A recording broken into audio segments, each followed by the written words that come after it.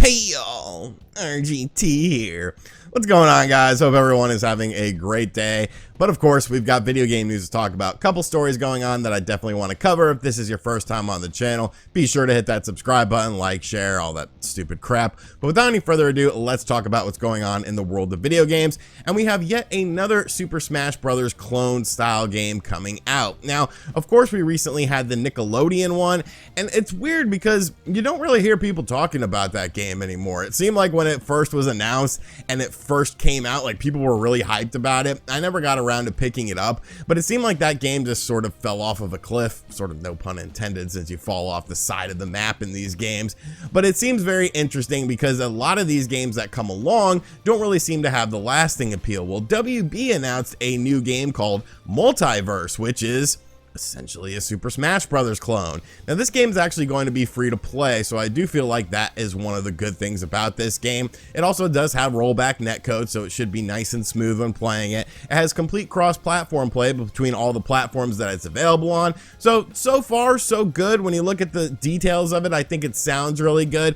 But when I look at the game itself, it definitely looks like a free-to-play game, and I don't even think that's fair because there's a lot of free-to-play games out there that actually like look pretty good, I think, you know, and they play really good. Obviously, they have microtransactions and things of that nature. Why do I keep saying that? In order to keep the game sustainable from a monetary standpoint, but this game, it just looks kind of cheap to me. And what I really don't like about what I'm seeing from this game is both the roster and the way that the roster looks. Like Shaggy, Batman, Bugs Bunny, like in theory that sounds kind of cool, but like I don't know, Batman looks just like cheap and crappy. Bugs Bunny, I mean, he's cool, but why is he fighting Shaggy? Where's Scooby-Doo? Why isn't Scooby-Doo here? Like, you have so many characters to choose from in this multiverse, no pun intended.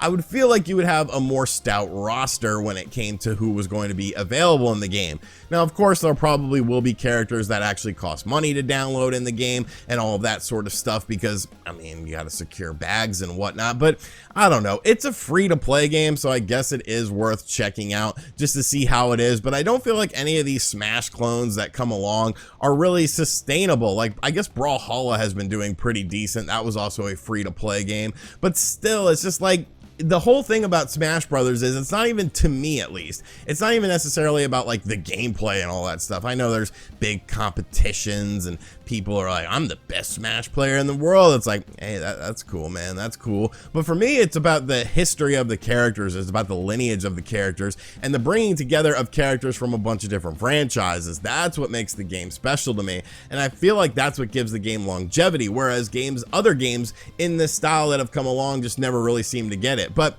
I would say the weirdest thing about this is no Switch version was announced. It's going to be on the PlayStation, Xbox, and PC, but it's not going to be on the Nintendo Switch, at least as of right now. And it seems like, well, if the game was going to be successful on any platform, that would probably be the platform for it. But Multiverse, what do you think about this game? Do you care? Let me know in the comments down below.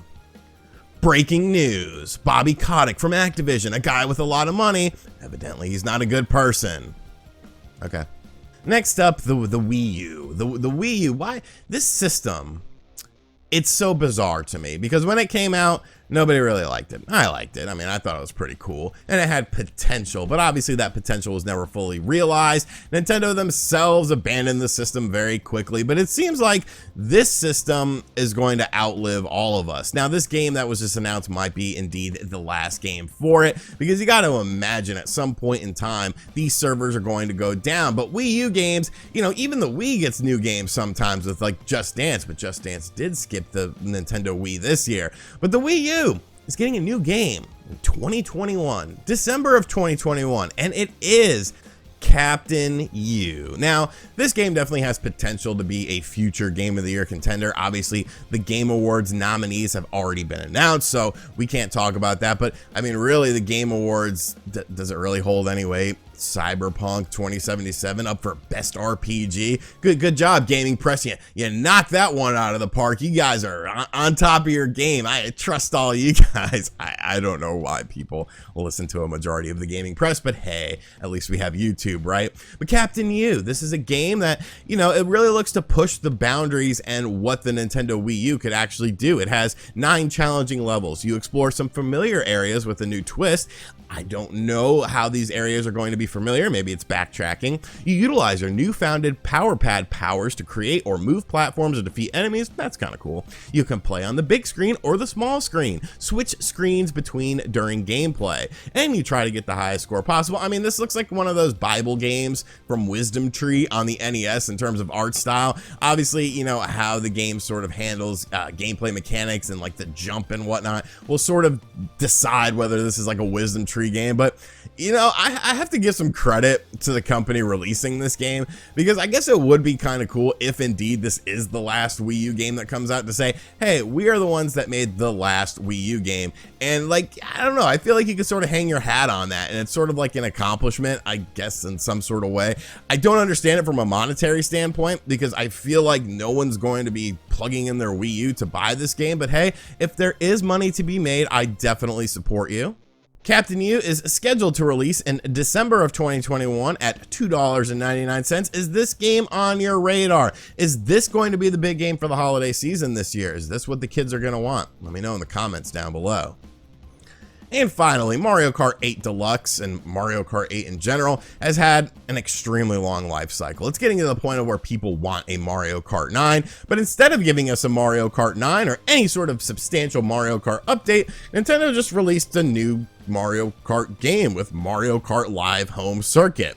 Now, I bought this when it first came out. I had fun with it for like 30 minutes, and then I don't know, I just got kind of bored with it because it was very limited in what you could actually do. It seemed like the idea was there, the execution was kind of wonky, but that could have just been my internet and my setup. I did have carpet, you're supposed to play with hardwood floors, but I did have Cigarette Alley, which was way cooler than anything else that anyone came up with. But Mario Kart Live Home Circuit just got a big ass free update, and I almost want to buy this again, because I actually gave it to my cousin's kids when I was moving, because I was like, I don't want to bring this all with me. But Mario Kart Live Home Circuit is actually going to be on sale during Black Friday for $59.99. And you know what? I might actually pick it up again. So what this actually brings to the table in terms of the update is, first off, there's a Luigi Cup now added to Grand Prix mode. You fulfill certain conditions in Luigi Cup to get 2 new environments and 3 new gate types and course creation. So adding in environments and stuff as far as the gates are concerned, like, that's cool. That's actually a good addition. You can get the Poltergust and the Spooky Horn and Kart customization in the game. You unlock those by doing stuff in Luigi Cup. And there's going to be local multiplayer now. So it's split screen local multiplayer. You basically connect 2 of the carts to 1 Nintendo Switch console, and you can play at the same time. The video feed from the carts will be divided onto the screen, allowing for 2 feeds to be displayed at once. And, you know, obviously you need 2 Joy-Cons, you need 2 carts or whatever, but I think this is actually really cool. And now you're almost introducing like the ability to do a bundle for a local multiplayer thing, because I think if you throw in Luigi with Mario in this Mario Kart Live Circuit, or you get the Luigi one or whatever, like that really expands upon it. And it's like, why didn't Nintendo do this in the first place? You have this thing called Amiibo, right? Amiibo. Now imagine if you had Mario Kart Live Home Circuit and you could plug in different characters that you could play as via things like Amiibo, or by doing the carts with this. They should have released like the game, Mario, and like the bundle, and then a bunch of carts that you could have bought separately. Donkey Kong, Peach, whoever the hell you want.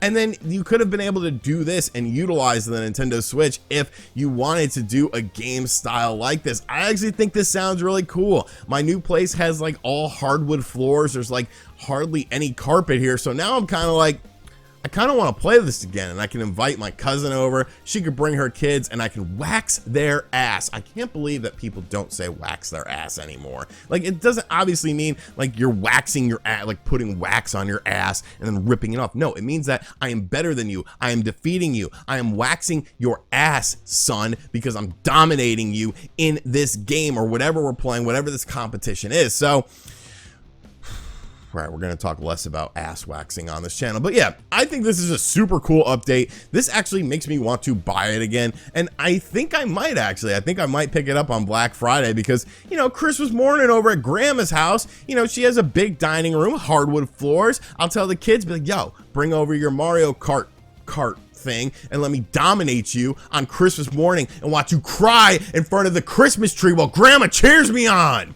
and gives me pizza.